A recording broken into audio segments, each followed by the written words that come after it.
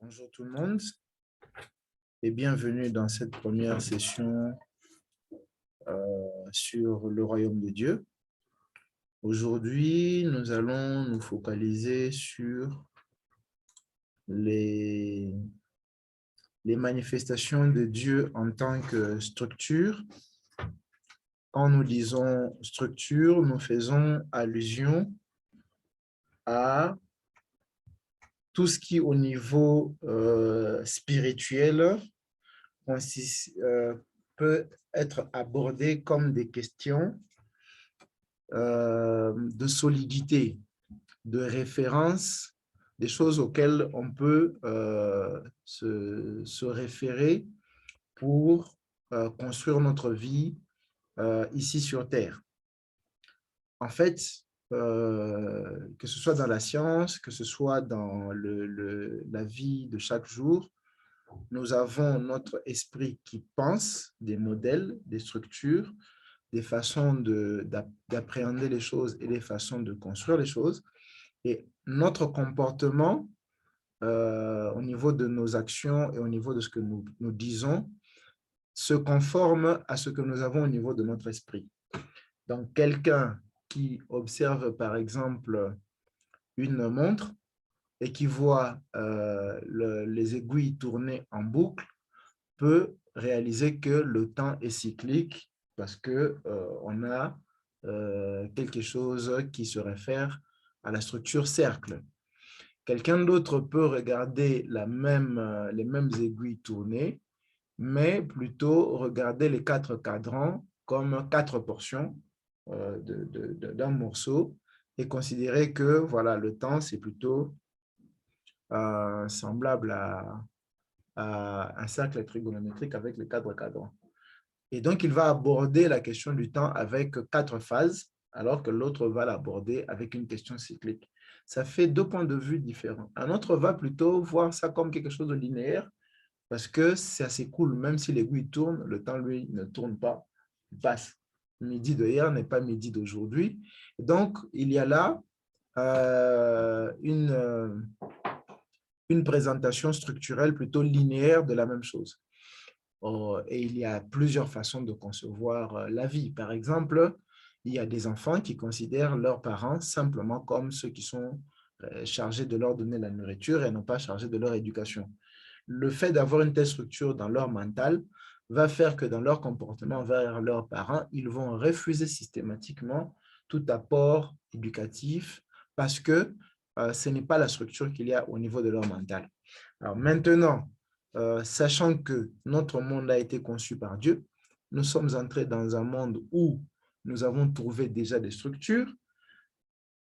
Il y a donc, pour notre approche de ce monde, le besoin de comprendre Dieu, comment il a structuré ce monde. Si nous comprenons les structures que Dieu a mis dans ce monde, comment il a structuré la matière, comment il a structuré les mouvements, les phénomènes, notre propre vie, ça nous permet à nous de mieux appréhender, de mieux interagir et de mieux nous développer, autant dans la connaissance de Dieu que dans l'interaction avec la création, avec nos semblables. Alors, si vous allez aujourd'hui voir les scientifiques, vous allez voir que rien que la nature a plusieurs structures. Il y a des structures biologiques. Dans les structures biologiques, vous avez les structures biologiques de type animal. Dans les structures biologiques de type animal, vous avez les différents types d'animaux possibles, avec des structures biologiques, avec des structures sociales, avec des structures de développement de vie corporelle complètement différents. Et donc, aborder toutes ces structures telles que la science le fait maintenant, fait qu'il y a beaucoup de travail à creuser parce qu'on veut comprendre la création divine en analysant chaque petit élément et en essayant de tirer des conclusions. La façon que Dieu nous propose, elle est inverse. Dieu nous propose de partir d'une chose vers beaucoup de choses. C'est comme ça que vous pouvez lire dans Jean chapitre 1, au commencement était la parole, c'est juste une chose.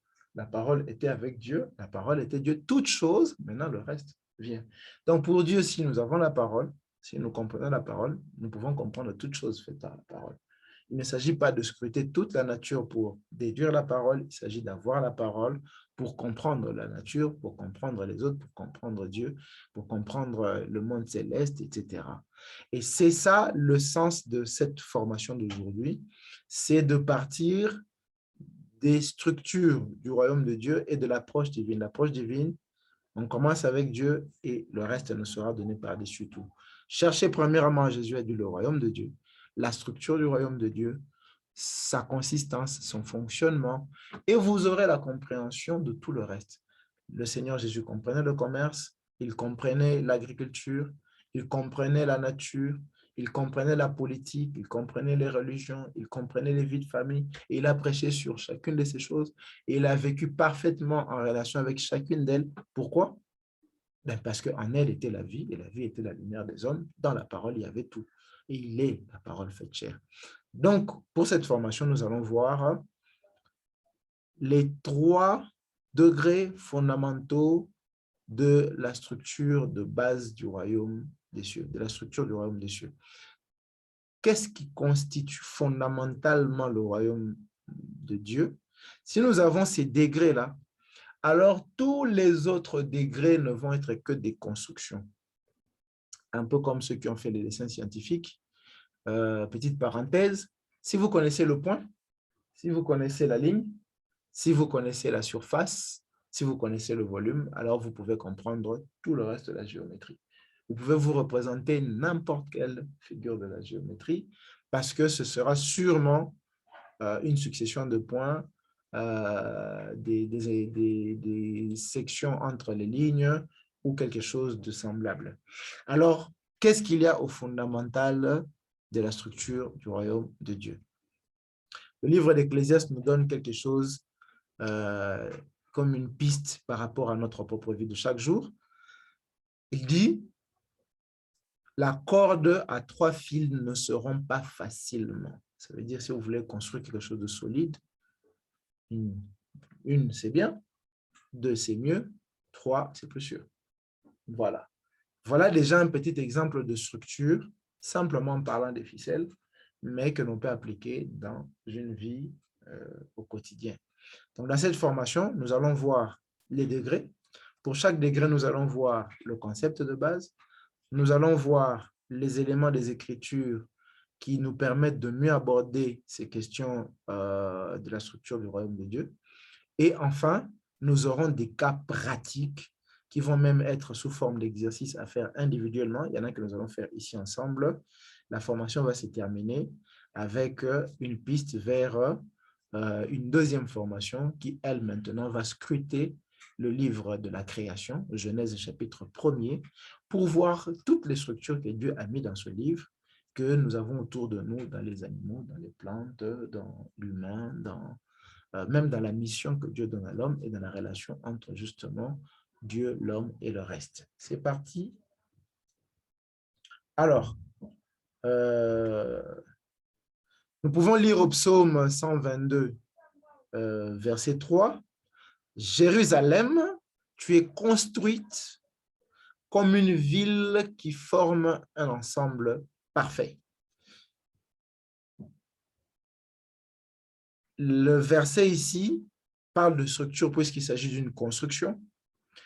On dit qu'elle a la forme d'un ensemble parfait, ça veut dire qu'elle est déjà formée, on peut la voir, mais qui dit formée dit qu'il y a un modèle, et un modèle n'est pas quelque chose de matériel. La ville de Jérusalem est matérielle, elle manifeste une forme, mais cette forme, elle a d'abord été conçue quelque part dans la pensée de quelqu'un, peut-être dans la pensée de Salomon, peut-être de David ou je ne sais pas de qui, mais inspirée par Dieu en tout cas. Et donc, on nous dit ici que Jérusalem est formée comme une ville qui est un ensemble parfait. Et intuitivement, notre vie de chaque jour, nous sommes à la recherche de la perfection. Et là, nous allons trouver dans ce partage des éléments pour savoir sur quelle base la ville de Jérusalem a été construite pour qu'elle forme un ensemble parfait. Comme ça, nous-mêmes, appelés à être la nouvelle Jérusalem, nous puissions nous aussi avoir le même modèle et construire sur du parfait. Le psaume 125, verset 1er, C'est un cantique de degrés. Et vous comprenez pourquoi cette formation s'intitule « Les degrés de la structure du royaume ». Ceux qui se confient en l'Éternel sont comme la montagne de Sion. Elle ne chancelle point. Elle est affermie pour toujours. Sur quoi la montagne de Sion est-elle affermie? Ça va être les clés de notre formation. La première clé de la structure du royaume de Dieu, c'est l'unité. Nous pouvons lire « Au commencement, Dieu créa les cieux et la terre ». Dieu ici est cité dans un mot qui l'unit, qui le présente comme un. Même s'il est pluriel, ici il est présenté Dieu comme voilà, un, c'est un mot. Et au commencement, ça veut dire, au commencement ici, ce n'est pas la chronologie, au commencement ici, ça veut dire dans la logique même, dans le principe même, dans ce qui doit être, dans la justice, dans ce qui est fondamental, dans le fondement des choses, selon le principe, selon la logique, Dieu créa les cieux et la terre. Donc, les cieux et la terre tirent leur source d'une seule chose, Dieu. Les cieux et la terre font deux choses, mais les deux choses sortent d'un seul Dieu. Dieu créa, Dieu engendra, Dieu transforma sa logique, Dieu exprima sa logique. C'est un peu les différentes déclinaisons que nous pouvons donner de créer ici. Dieu fit sortir de sa pensée des choses qui y étaient déjà, les cieux, le ciel et la terre. Nous avons une vie complexe aujourd'hui avec beaucoup de choses. Ce verset nous montre que toutes ces choses tirent leur origine d'une seule chose. Alors, on peut lire dans Colossiens, on nous dit, dans Colossiens chapitre 1er, à propos de la parole de Dieu,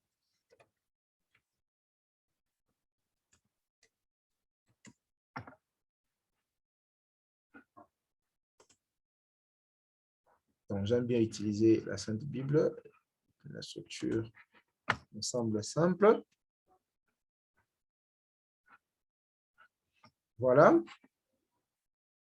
On nous parle de la parole de Dieu, incarné en Jésus-Christ. Il est l'image du Dieu invisible, le premier-né de toute la création, car en lui ont été créées toutes les choses qui sont dans les cieux et sur la terre. Voilà, donc si nous revenons à notre verset de tout à l'heure, Dieu créa les cieux et la terre, Genèse chapitre 1, on est en train de nous montrer que tout ce que nous avons comme structure autour de nous vient d'une seule chose, de Dieu. Et l'unité comme source des choses est très importante comme structure. Pourquoi? Parce que pour être solide dans tout ce que nous faisons, nous avons besoin d'une cohérence, nous avons besoin d'une unité. Nous avons besoin de quelque chose qui n'est pas divisible. À partir du moment où quelque chose est divisible, cette chose a la possibilité d'être fragile. Et donc, l'une des façons d'être solide dans notre vie, dans ce que nous faisons, c'est de pointer vers quelque chose d'unique. Et cette chose unique, ce n'est pas notre investissement sur le marché, ce n'est pas une idée qui nous est venue et nous pensons qu'elle sera suffisamment solide pour que nous construisions notre vie dessus. Ce n'est pas un pays. Toutes ces choses, à elles seules, ne suffisent pas. Nous avons besoin d'avoir comme fondement une et une seule chose. Le premier élément de la structure, c'est donc le nombre 1 comme symbole de l'unité et non de l'uniformité. Alors, il ne s'agit pas ici d'avoir des choses qui ont la même forme, mais il s'agit d'avoir des choses qui ont la même source. C'est la différence. Les choses peuvent avoir des formes différentes, comme une maison, elle est faite de peinture, elle est faite de briques, elle est faite des habitants, elle est faite des fonctions qu'on donne à différents locaux, elle est faite voilà, de beaucoup de choses, mais parce que toutes viennent de la même personne, il y a une cohérence qui permet que ces choses qui ont des formes différentes, à la fin, servent au même but. Et donc, il ne s'agit pas dans la vie de créer une uniformité, mais il s'agit de maintenir une unité. Prenons le cas de l'agriculture. Il y a des pays qui ont quand ils ont découvert l'intérêt d'une espèce de plante, ils ont supprimé toutes les autres variétés de la même espèce pour favoriser une variété. Et cela s'est fait que la terre aujourd'hui a perdu certaines variétés, que l'on trouve que c'était intéressant parce que ça contribuait peut-être à autre chose qui n'était pas l'intérêt de ceux qui cultivaient à l'époque. Ils cultivaient pour manger, mais il y a une variété, par exemple, qui soigne une maladie. Et parce qu'on n'a pas favorisé cette variété, aujourd'hui, on a perdu un médicament. Et donc, il faut conserver l'unité, comme dit l'apôtre Paul, l'unité de la foi, et non l'uniformité, parce que chacun reçoit selon son don. Et donc, ça, c'est la petite parenthèse. Alors, voici quelques aspects de l'unité. Quand on dit quelques aspects, ça veut dire que ce n'est pas fini. Et après cette petite liste, nous attendons de vous, de trouver vous aussi vos aspects, d'autres aspects que vous avez de l'unité en Dieu, l'unité selon Dieu, et laissez-nous en commentaire ici sur YouTube ou dans cette formation. Le premier aspect, c'est la cohérence. Ça veut dire qu'il y a beaucoup d'éléments dans le complexe qui a été créé. On parle des cieux et de la terre, mais dans ce beaucoup, il y a une cohérence. Nous pouvons lire ici qu'il y a beaucoup d'éléments communs. Dieu créa les cieux, c'est déjà au pluriel, la terre, quand on compte les cieux dans leur pluralité et la terre dans sa singularité, ça fait déjà beaucoup de choses. Mais l'apôtre ne s'arrête pas là, il nous fait une petite liste pour nous dire c'est beaucoup de choses. Les visibles, les choses visibles, les choses invisibles, trône, dignité, domination, autorité. Et donc, une longue liste d'éléments qui ont été créés. Ainsi donc, pour que toutes ces choses demeurent ensemble, il y a besoin de maintenir l'unité. Alors, qu'est-ce que les Écritures nous disent encore à propos de cette unité des choses?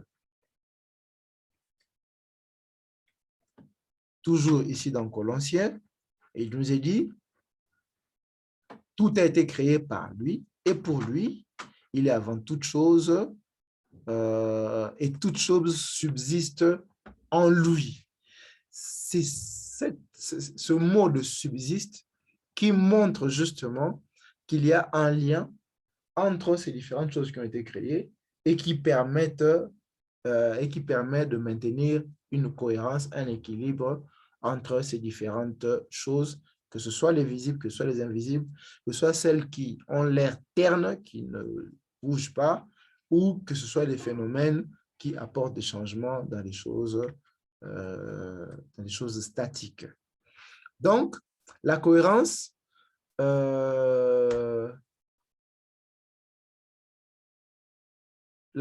c'est un élément important dans l'esprit de l'unité.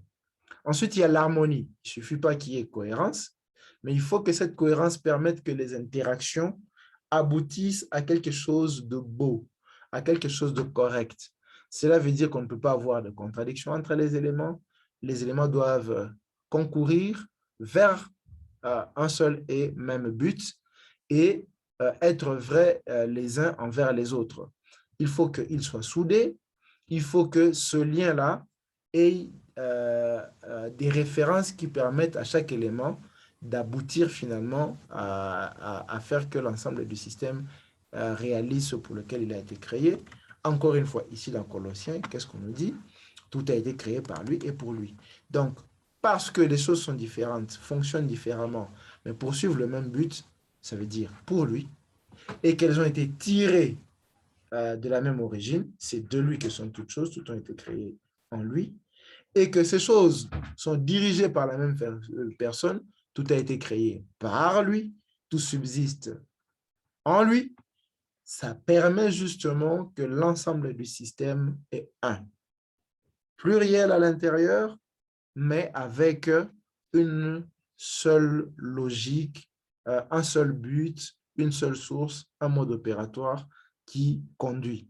Le même apôtre Paul va nous livrer dans Romains que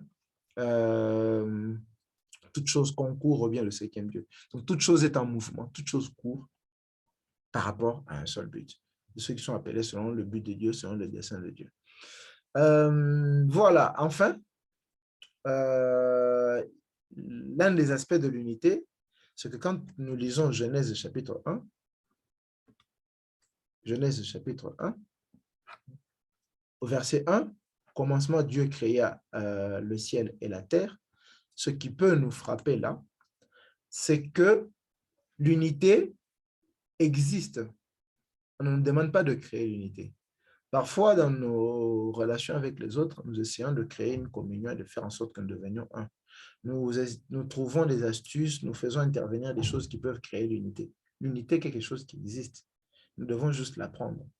Nous allons voir, lorsque nous allons passer à la structure 3, que si vous voulez entrer en relation avec quelqu'un et que vous voulez que l'unité soit entre vous deux, il suffit que vous deux, vous ayez l'unité en vous, c'est-à-dire que la personne a l'unité, toi tu as l'unité, la personne a Dieu, tu as Dieu. Vous n'avez rien à faire, vous n'avez aucune occasion à créer, vous n'avez aucun forcing pour que vous vous sentiez que vous êtes un. L'unité est déjà en vous. Regardez deux personnes qui naissent d'une même famille, qui sont nées du même père et de la même mère. Ils n'ont pas besoin de créer l'unité. Ils peuvent se chamailler, se séparer, aller chacun dans son coin. Ils restent unis. Pourquoi? Parce qu'il y a des choses qu'ils ont reçues dans leur patrimoine génétique, qu'ils ont reçues historiquement, le fait qu'ils sont nés de même père, qu'ils ne pourront pas enlever parce que c'est intrinsèque en eux. Et donc, l'unité est un fait, ça ne nous demande pas notre contribution pour être. Nous n'avons rien à faire pour être un. Nous avons juste à accepter l'unité en nous, ensuite nous serons un. Ça, c'est très important que l'unité, nous n'avons rien à faire comme structure pour l'avoir. Nous avons besoin de savoir qu'elle existe et essayer de nous en accaparer. À ce sujet, sur l'unité, je vous invite à aller lire Genèse chapitre 1, versets 26 à 28, Matthieu 19, 6, Jean 10, 30, Jean 17, 21, là où Jésus fait la prière, « Père, je te prie pour qu'il soit un, comme toi et moi nous sommes un. Je te prie, etc. » La prière sacerdotale de Jésus autour de l'unité. Et donc, vous avez Jean 10, 16, vous avez 1 Corinthiens chapitre 12, verset 11, vous avez Éphésiens 4 et vous avez Éphésiens 2, 14. Alors, pour le cas d'espèce, nous allons analyser Éphésiens 2, 14.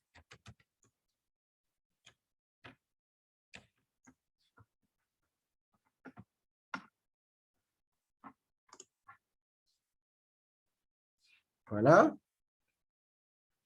On commence au verset 13. « Mais maintenant, en Jésus-Christ, vous étiez jadis éloignés et vous avez été rapprochés par le sang de Christ, car il est notre paix, lui qui des deux n'en a fait que un. » Ça, c'est très capital. Jésus qui, de deux types d'hommes, va faire un seul homme et qui a renversé le mur de la séparation, l'inimitié ayant anéanti dans sa chair la loi de l'ordonnance de prescription afin de créer en lui-même, avec les deux, un seul homme nouveau et en établissant la paix.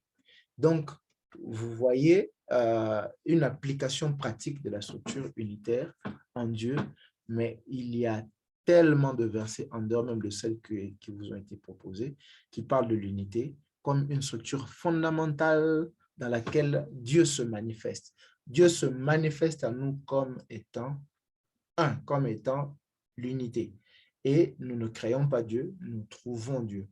Et donc, si vous avez besoin d'unité dans votre famille, vous avez besoin d'unité dans votre travail, vous avez besoin d'unité dans votre pays, vous avez besoin d'unité dans n'importe quoi, même avec votre propre corps. Il y a des moments où vous sentez qu'il y a un décalage avec votre santé. La solution, c'est d'installer l'unité qui existe déjà. Et nous allons voir ça avec le point suivant. Quelques applications pratiques.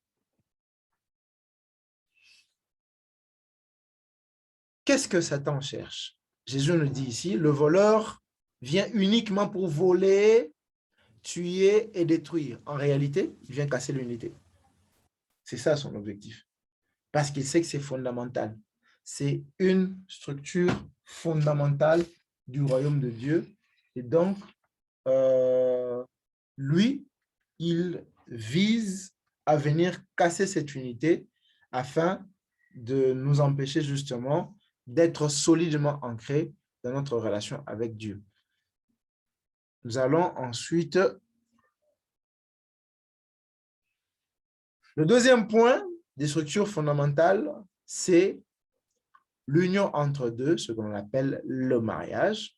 Cette structure est tellement importante qu'elle est aussi omniprésente dans les Écritures dès le commencement. Dans le premier verset, on nous dit Dieu créa les cieux et la terre, deux domaines.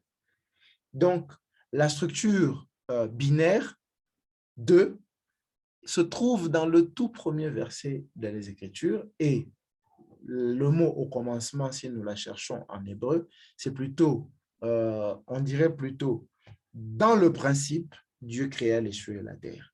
Dans la logique des choses, dans son cadre logique, Dieu a créé. Ça veut dire que le fait de faire deux domaines fait partie de la logique même de Dieu. Ça a été tiré de la nature même de Dieu. Et Dieu, lorsqu'il se manifeste à nous, il agira par la structure unitaire, il agira par la structure binaire. Et donc, dans la première manifestation qu'on nous donne dans les Écritures, Genèse chapitre 1, verset 1, Dieu créa les cieux et la terre, deux domaines. Tout de suite, le décor est posé. Dieu dit, vous voulez aller loin, vous avez besoin de faire les choses deux par deux. Et la structure 2 sort de la structure 1. On a cet exemple de la structure 2 qui vient de la structure 1. Par exemple, lorsque Dieu forme Adam de la poussière de la terre, pour qu'il devienne deux sur la terre, Dieu va aller chercher Adam qui était seul, et de ce seul, il va sortir un deuxième. Et maintenant, ils sont devenus deux. Et donc, la structure 2 va toujours tirer sa source dans la structure 1. Ce que l'on ne dit pas ici, ou que l'on dit indirectement, la terre est sortie du ciel. Pourquoi? Ben, lorsque vous sortez du contexte de la terre, vous entrez dans un vaisseau et dans un satellite, vous quittez la terre, vous allez dans l'espace interstellaire, la terre, c'est une partie du ciel. Donc, de la même façon que Ève est tirée de la côte d'Adam, la terre est tirée du ciel. Donc, dans l'ordre chronologique ici, Dieu a d'abord créé les cieux et des cieux, il a tiré la terre. C'est très important de saisir ces structures et la façon dont elle se reproduit, la façon dont elle se tire, elle se multiplie. Et donc, qu'est-ce que nous pouvons exploiter par rapport à la structure binaire? Premièrement, la structure 2, c'est la structure qui permet le mariage. Alors, qu'est-ce que le mariage? C'est la mise en fonction de deux pièces, mise en fonction. Ce n'est pas des choses statiques. Vous prenez une pierre, vous mettez à côté d'une pierre. Là, il n'y a pas mariage. Il faut qu'il y ait un mouvement, il faut qu'il y ait un phénomène, il faut qu'il y ait une transformation faisant partie d'une même structure appelée à coopérer dans un même but. Exemple de mariage, vous avez un homme qui a des fonctions de paternité, vous avez une femme qui a des fonctions de maternité. Ils vont être dans une dynamique de mise en commun, ils vont construire des immeubles pour s'abriter, un immeuble, ils vont entreprendre économiquement des choses, ils vont s'accoupler physiquement, ils vont engendrer comme ça des enfants, des projets, etc., etc. Ça, c'est là le mariage. Il y a une dynamique, il y a un mouvement. L'unité n'a pas de mouvement. Nous venons de voir que le première structure, c'est un. Il n'a pas de mouvement, il est statique. S'il a un mouvement, c'est un mouvement qui vient de Dieu et non pas de l'humain. Mais le mariage, c'est des mouvements qui ne viennent pas de Dieu, c'est les mouvements qui viennent des choses sorties de Dieu.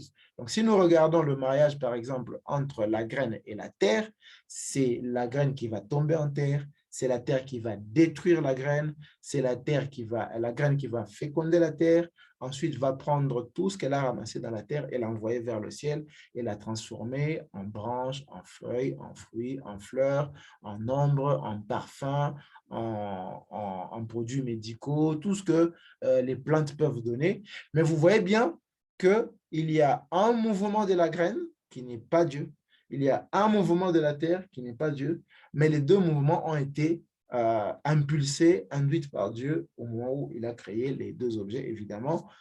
Dieu est omnipotent, il peut intervenir à tout moment dans ce processus, mais on voit bien que cette structure agit un peu comme en dehors de Dieu. Je dis bien un peu comme.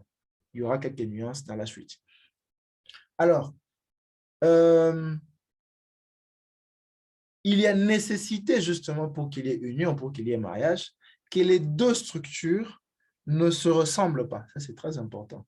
Les deux structures doivent avoir une ressemblance et des différences.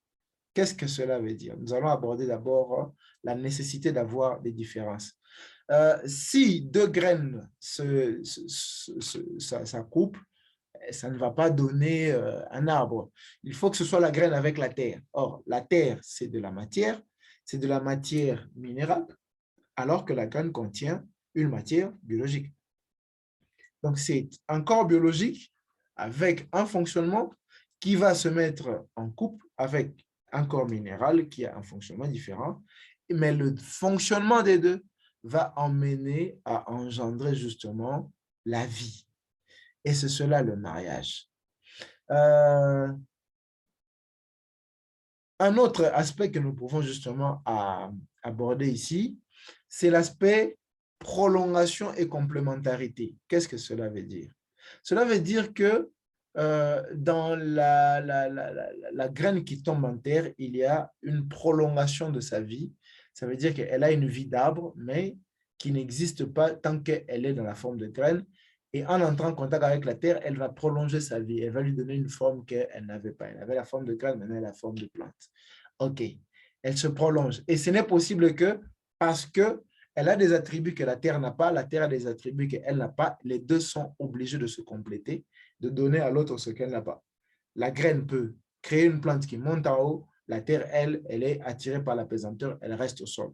Et c'est seulement dans cette coopération qu'elle va justement monter en haut et devenir partie prenante de tout ce qui se trouve dans la partie ciel. Sinon, si elle ne coopère pas avec la terre, avec la graine, elle reste sur terre. Et donc, cette complémentarité est indispensable. Chaque pièce ici est unique. Chaque pièce est unique, ça veut dire que la terre, elle est terre, elle a ses spécificités, et la graine, elle est graine, elle a ses spécificités. Et la graine se suffit à elle-même, elle est parfaite. La terre se suffit à elle-même, elle est parfaite. L'union des deux va donner. On entend souvent dire parfois dans le désir d'exprimer à l'autre son amour, ma moitié. Dans l'amour selon Dieu, justement, puisqu'on a parlé des cas pratiques de tout ce que nous sommes en train de voir, dans l'amour selon Dieu, il n'y a pas de moitié. Un être homme qui veut se marier doit d'abord être complètement lui et suffisant, comme une graine atteint la maturité quand elle est sur l'arbre avant de descendre sur la terre. Si la graine n'atteint pas la maturité et qu'elle se dit qu'elle va aller chercher la maturité sur la terre, elle va tomber sur la terre va la décomposer et puis après, il n'y aura plus rien. Épitaphe. Donc, toute personne qui s'engage dans une relation de couple sans être prête va finir par se tuer. Va finir par se tuer. Pourquoi? Parce qu'elle n'y va pas complète. Il faut d'abord être parfait soi-même en tant que graine. Et ensuite, aller chercher le complément de sa prolongation chez l'autre. Et de la même façon, une terre qui n'est pas riche, qui n'est pas complète en elle-même en termes de richesse, fertilité, recevra la graine, mais ne donnera pas la vie, ne permettra pas à cette graine d'éclore. C'est valable pour les deux partenaires. Vous êtes un homme, soyez fécond avant d'épouser une femme, soyez complet, soyez fertile comme une terre. Madame, soyez fertile comme une bonne terre, soyez féconde comme une bonne graine. C'est seulement en vous mettant ensemble maintenant que vous pourrez donner de la vie. Sinon, ce sera un champ de bataille à la maison. Donc, vous voyez que la structure de deux fait partie des fondamentaux et vous allez voir pourquoi dans les Écritures, il y a cette question de couple qui revient dans la plupart des cas que Dieu a traités. Le royaume de Dieu, c'est une affaire de couple. Et nous allons vraiment prendre quelques exemples pour étayer cela. Nous sommes à presque 13 minutes de la fin de notre session d'aujourd'hui. Et donc, nous avons Euh, L'union est une opération qui découle de l'unité. Nous avons déjà vu que 2 sort de 1. Mais qu'est-ce que ça veut dire concrètement? Cela veut dire que si vous voulez mettre deux choses ensemble en union, mais que ces deux choses n'ont pas tiré leur source de l'unité, ces deux choses ne pourront jamais arriver à coopérer. Si le ciel fonctionne tel que Dieu a prévu et que la terre fonctionne tel que Dieu a prévu, alors l'union du ciel et de la terre va produire la vie. Si un homme fonctionne en relation avec Dieu, une femme fonctionne en relation avec Dieu, c'est-à-dire ils sont tous les deux reliés à l'unité, ils créent eux-mêmes des couples. Ça veut dire il y a le couple Dieu-Adam et le couple Dieu-Ève.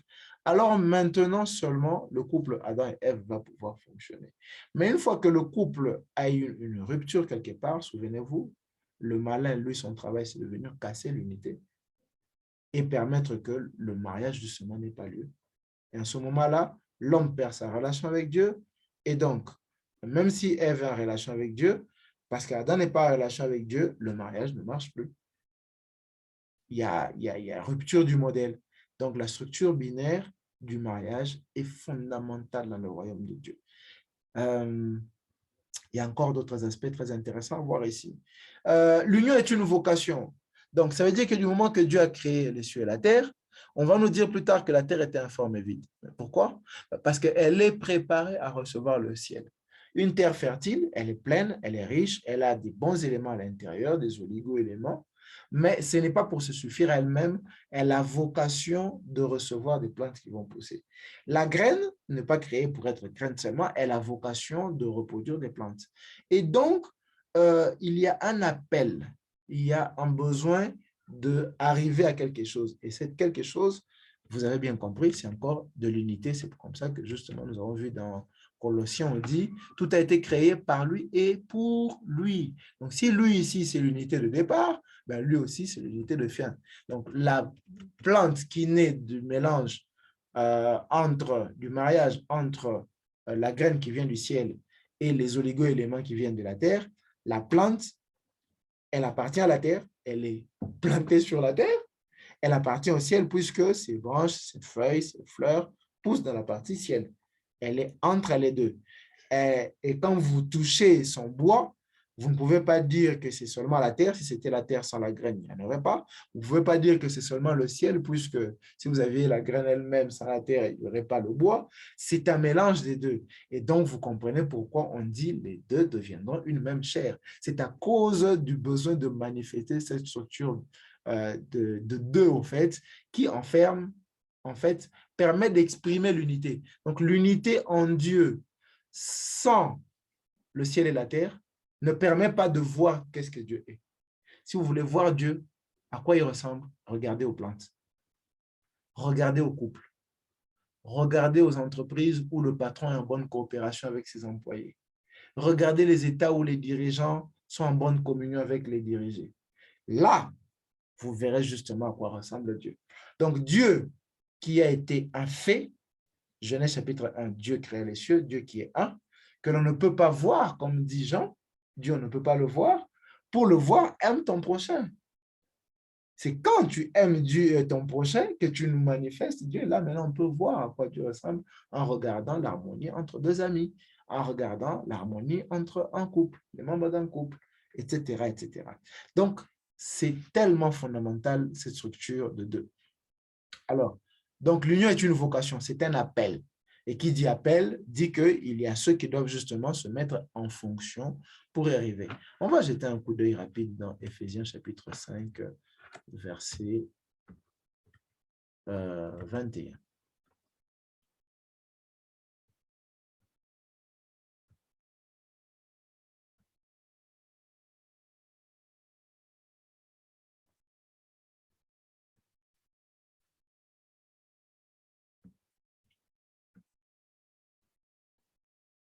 Alors, qu'est-ce que l'on nous dit ici dans Éphésiens 5, 21? Vous soumettant les uns les autres.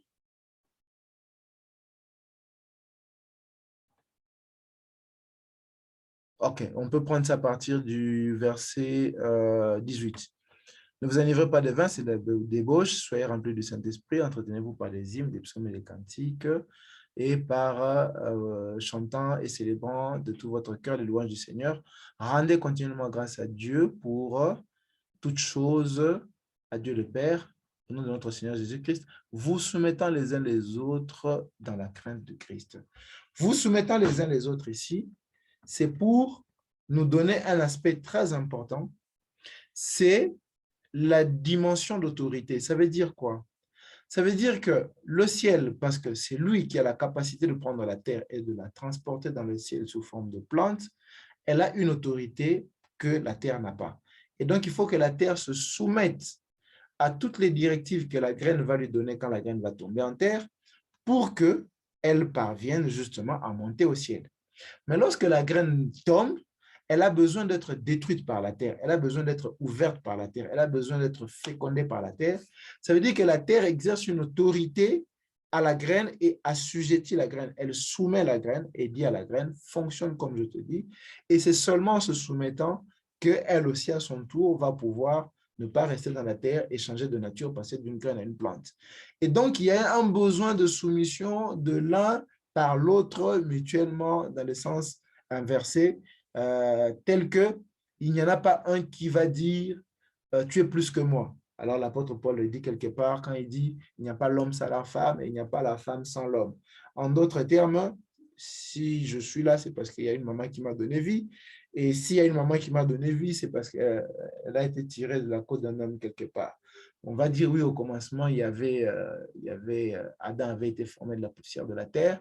Et donc, c'est plutôt l'homme qui est au commencement. Non, ce n'est pas ça, puisque avant qu'Adam existe, il a fallu que Dieu, l'Esprit de Dieu, s'adresse à la parole de Dieu et que de ce couple, Adam soit formé. Et donc, Adam lui-même est sorti du féminin divin. Je ferme la parenthèse et à ceux qui peuvent aller loin dans la réflexion, de saisir ce que je veux dire par là. Bref, sans le féminin divin, Adam ne serait pas né. Les deux sont créés au même instant. Alors, lorsque l'on nous dit Dieu créa les cieux et la terre, je vous ai dit que la terre fait partie du domaine céleste. Et donc, au moment où Dieu a créé les cieux, la terre était déjà là. Puisqu'il n'a pas pu créer les cieux sans la terre. Et donc, vous pouvez voir ça aussi dans Genèse chapitre 1, verset...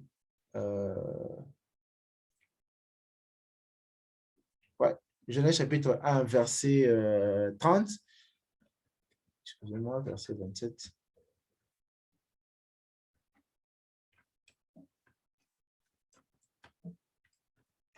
Ah, Genèse 1, 28. Qu'est-ce que l'on nous dit? Non, verset 27. Dieu créa l'homme à son image. À son image, il le créa homme et femme. Dieu créa l'homme à son image. Jusque-là, l'homme, c'est le singulier. Ça veut dire la structure 1. Toujours au singulier, créa à son image. C'est toujours la première structure, l'unité. Il créa l'homme et la femme. Pourquoi dans la même phrase, on parle ici au singulier, on parle ici au singulier, on parle ensuite là d'une forme de pluriel. Ça veut dire que c'est le ici qui contient la masculinité et la féminité en un. Ils ont été créés au même moment. La formation, Dieu, l'Éternel Dieu forma l'homme de la poussière de la terre, Genèse chapitre 2, verset 7. Et puis, de cet homme, l'Éternel Dieu fit la femme. La formation se fait en 2 temps, mais la création s'est faite au même moment. Donc, la structure 2 est une structure qui a la même source et qui est créée au même instant pour qu'elle soit une structure parfaite. Voilà, c'est à retenir, ça a été fait au même moment. Lorsqu'on fabrique une prise, ça veut dire qu'on a ensuite on va fabriquer une fiche, mais dans le mental de celui qui a conçu la fiche, À l'instant où il a pensé à une fiche, il a pensé à la prise. À l'instant où il a pensé à la prise, il a pensé à la fiche, puisque les deux vont ensemble. Il est impossible de penser à créer une fiche sans penser à créer une prise. Alors, il y a beaucoup d'autres aspects. Vous pouvez continuer donc à creuser, mais en voici encore deux que nous pouvons aborder ce soir. Mais leur formation ne se fait pas en même temps, on a dit. La méthode principale de Dieu qui nous concerne, c'est l'union. Ça veut dire que lorsque Dieu est dans sa divinité, lorsque Dieu agit seul sans notre intervention, Dieu agit en un. Mais lorsque il nous fait participer, là, il utilise la structure double. Dieu ne nous donne jamais d'agir sans la structure double. Notre âme a besoin de notre corps. Ça fait déjà deux. Notre corps a besoin du monde matériel autour de lui, de la création. Ça fait deux. Pour créer un foyer, nous avons besoin d'un homme et d'une femme. Ça fait deux. Toutes les fois que Dieu nous demandera d'agir, toutes les fois qu'il sera question de nous associer pour subir ou pour agir, ce sera toujours dans une structure de soit nous avec lui, soit lui avec nous, soit entre nous, soit nous et la création, soit la création et lui, soit la création et nous. Et donc, tout ce que vous étudiez en chimie commence au minimum en mettant ensemble deux choses. Tous les phénomènes de la chimie, c'est au minimum deux choses qui vont être ensemble. La physique, on va vous parler de la chute des corps, ça fait deux choses. On va parler d'un mouvement rectiligne, il y a un repère.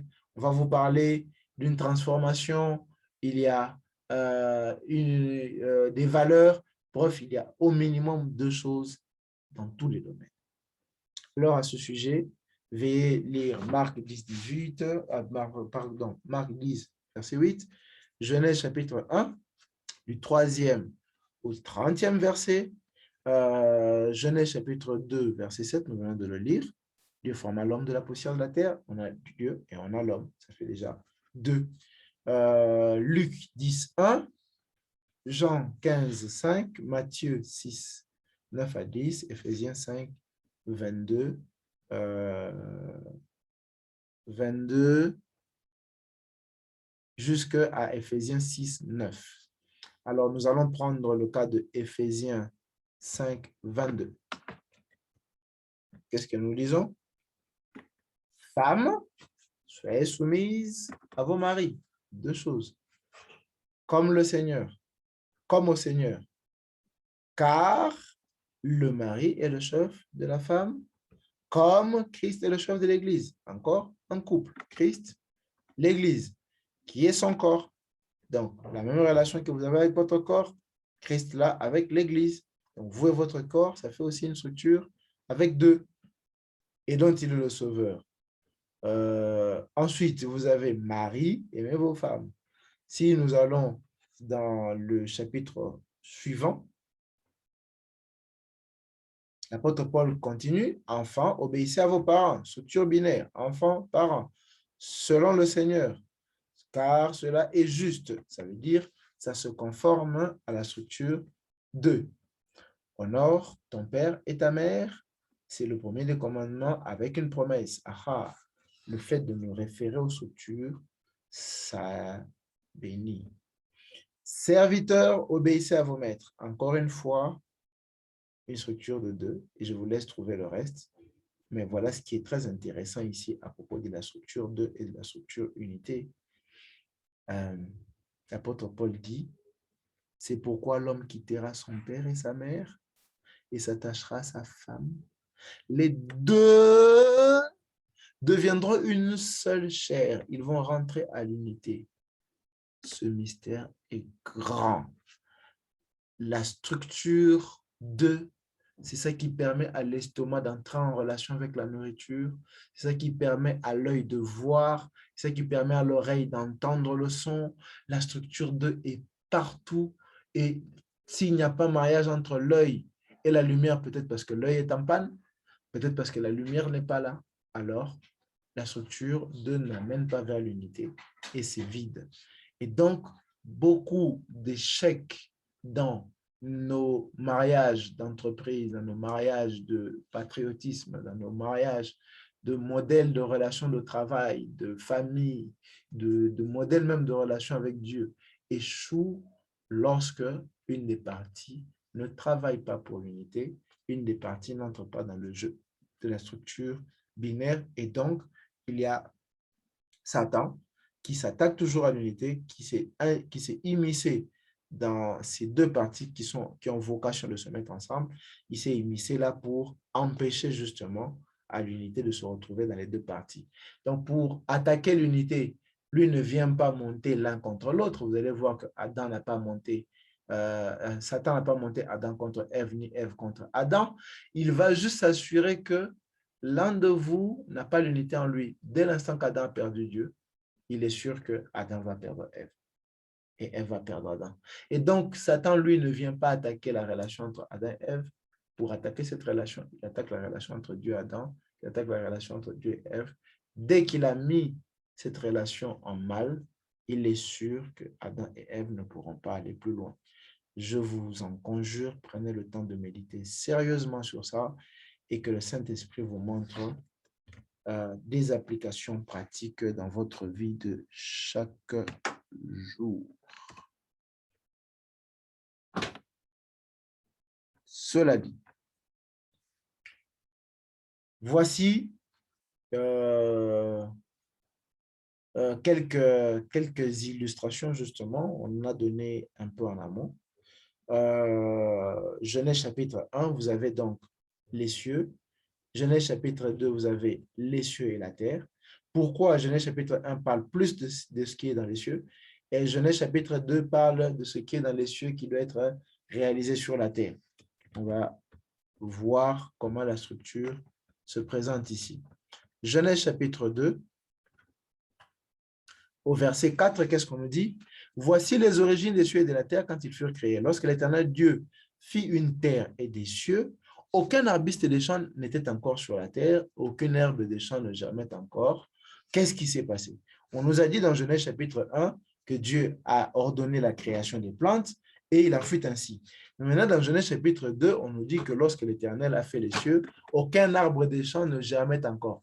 Germer, c'est prendre forme, c'est former. Former, c'est lié à la terre. Mais créer est lié aux cieux. Créer est lié à la pensée. La création se fait dans le domaine invisible. Dieu a conçu la plante dans sa pensée. C'est ça les cieux. Mais pour que cette plante prenne forme, il y a un processus de déversement des cieux sur la terre. En d'autres termes, on va tirer de la côte du ciel la manifestation de la plante, de l'herbe sur la terre. C'est comme ça que dans Genèse 2, on dit, lorsque l'Éternel Dieu a créé les herbes dans les cieux, aucun n'avait encore pris forme sur la terre. Parce qu'il faut maintenant que ces herbes-là soient tirées de la côte du ciel et qu'elles soient manifestées sur la terre. Alors donc, rien qu'en regardant la structure de Genèse chapitre 1, Genèse chapitre 2, on voit que Genèse chapitre 1 parle de l'unité, Dieu créa les cieux, et Genèse chapitre 1 parle des choses immatérielles, Genèse chapitre 2 parle des choses matérielles. L'Éternel Dieu forma l'homme de la poussière de la terre, l'Éternel Dieu forma les herbes, l'Éternel Dieu, voilà, c'est la partie où maintenant commence la relation justement entre le ciel et la terre, donc le 2. Voilà. Et donc, l'union entre un homme et une femme est une illustration du principe de la structure de. Donc, l'union entre un homme et une femme n'est pas la finalité. L'union entre la graine et la terre n'est pas la finalité. L'union entre un chef de travail, un entrepreneur et ses employés n'est pas la finalité.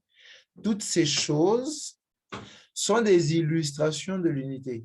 Et la véritable unité, c'est justement l'union entre Christ et l'Église. Et toutes les unions que nous pouvons connaître avant entre un homme et une femme, entre un entrepreneur et ses employés, entre les parents et leurs enfants, n'ont existé que pour nous amener à l'union entre Christ et l'Église. C'est comme ça que le dernier mariage qui sera célébré, ce sera le mariage entre l'agneau et les noces de l'agneau qui vont justement être le mariage entre l'agneau et l'épouse qui est l'Église. Voilà, ça c'est un exemple de l'union. Et toutes les autres unions sont des illustrations. Alors donc la séparation entre les deux est une conséquence de l'absence de la structure 1.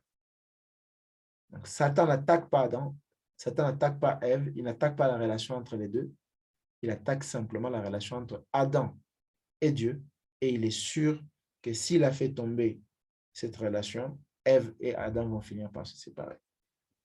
Donc, il attaque la structure 1 et il est sûr que la structure 2 ne tiendra pas. Je vous invite donc à parcourir les Écritures, à regarder la qualité de la relation que Abraham avait avec Sarai au début, la relation qu'ils avaient à la fin. Quand ils sont devenus un, Isaac est venu. Tant qu'ils étaient divergents dans la pensée, Abraham croit à la promesse de Dieu, mais Sarah ne croit pas, Isaac n'est pas venu. La promesse de Dieu, la structure 1 ne vient qu'à partir du moment où vous avez coopéré. Isaac a eu des problèmes de couple, il a eu la solution à partir du moment où l'unité est arrivée. Jacob a eu des problèmes de couple et c'est seulement quand ces problèmes ont été résolus. Et ces personnes ne sont devenues patriarches que lorsqu'ils ont résolu leurs problèmes de couple. Et Jésus insiste pour dire, les deux deviendront une seule chair. Et ça, Dieu a institué ainsi dès le commencement, ça veut dire 2 Genèse chapitre 1, verset 1. Pour la troisième structure, la Trinité, nous allons voir combien elle est passionnante, combien elle est tout aussi omniprésente. La Trinité ne concerne pas seulement Dieu, elle est dans notre vie de chaque jour. Et qui sont les acteurs de cela? Nous avons vu que la première structure, l'unité, Dieu est le seul acteur. Si vous vous retrouvez dans une situation où vous êtes seul, vous vous sentez comme si vous êtes, il n'y a personne de semblable à vous, n'agissez pas encore, parce qu'il n'y a que Dieu qui agit sans avoir besoin de personne. Nous autres, nous avons été créés pour agir dans la structure de, c'est en nous mélangeant avec la terre, c'est en nous mélangeant avec une femme, c'est en nous mélangeant avec un homme, c'est en nous mélangeant avec un partenaire que quelque chose arrive. C'est seulement à partir du moment où il y a un mélange entre deux choses que nous agissons. Mais vouloir créer une chose à partir d'une seule chose n'existe pas. Et même notre raisonnement, il fait toujours un travail de mélanger des points de vue, de mélanger des idées pour arriver à engendrer. Et une fois qu'on engendre, on arrive déjà à 3. Pourquoi? Parce que Adam s'est mélangé à Ève, structure 2, ils ont eu un enfant, Caïn, ça fait déjà 3. Et à partir de là, la Trinité a déjà commencé. Et donc, vous comprenez, ce sera pour la prochaine fois que nous allons voir la structure trinitaire et ses applications dans la vie de chaque jour. Ça, c'est le genre des fondamentaux du royaume qu'il faut comprendre parce que l'univers entier est bâti sur ça. Toute la reproduction biologique, toute la vie sociale, toute la circulation des pensées se fonde sur les structures 1, 2 et 3 et ne pas les connaître fait que nous ne savons pas à quel moment on va engendrer, on ne sait pas à quel moment il faut s'unir, on ne sait pas est-ce que c'est nous qui agissons là maintenant ou c'est Dieu qui doit agir parce qu'on ne sait pas dans quelle structure on est et on fait du désordre dans le royaume de quelqu'un d'autre et en ce moment-là, nous entrons en guerre contre Dieu lui-même. Que Dieu vous bénisse. Laissez les questions ici sur YouTube en commentaire. Envoyez par email à neo@apprendrechrist.net ou à neo@bool.works, bool.work, bool.works. Et puis, vous pouvez aussi laisser un commentaire dans notre groupe WhatsApp sur en quoi ça vous a servi, est-ce que ça vous a éclairé, est-ce que vous avez des questions d'éclaircissement pour n'importe quelle réaction. Écrivez-nous, nous serons heureux de vous répondre. Merci Seigneur pour ce partage autour des structures du royaume, la structure 1, la structure 2. Tu veux que nous soyons un parce que tu as institué ainsi que l'unité est une structure de base. Tu nous as appelés à l'union avec nos frères, nos sœurs. Nous sommes nés d'union. Nous habitons dans des familles qui nous imposent l'union fraternelle. Nous créons des unions au travers de nos contacts amicaux, professionnels, affectifs. Ne pas savoir agir, à quel moment agir, qui faire intervenir, sont des choses ô combien essentielles pour que, justement, notre comportement sur la terre soit le reflet de ta gloire dans les cieux, soit la manifestation, la réalisation de ta volonté, et donc que ton règne vienne, que ton modèle soit imprimé en nous et que nous agissions conformément à lui, sur la terre comme au ciel, au nom de celui qui a réussi à le faire parfaitement et qui nous enseigne cela, Jésus le Christ, par le Saint-Esprit. Amen. À bientôt.